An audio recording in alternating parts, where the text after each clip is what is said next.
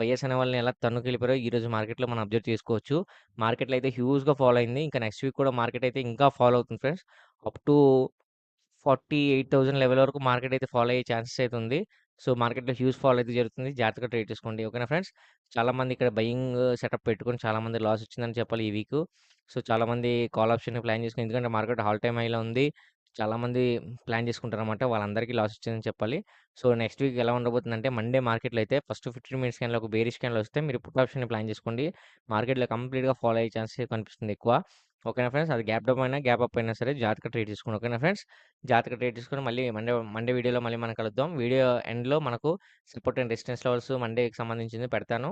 మీరు కావాల్సిన స్క్రీన్‌షాట్ తీసుకోవచ్చు. తిరిగి మండే వీడియోలో మళ్ళీ మనం కలుద్దాం. నా వీడియో గనుక నచ్చితే వీడియోని లైక్ చేసి ఛానల్ అయితే సబ్స్క్రైబ్ చేసుకోండి. Thanks for watching.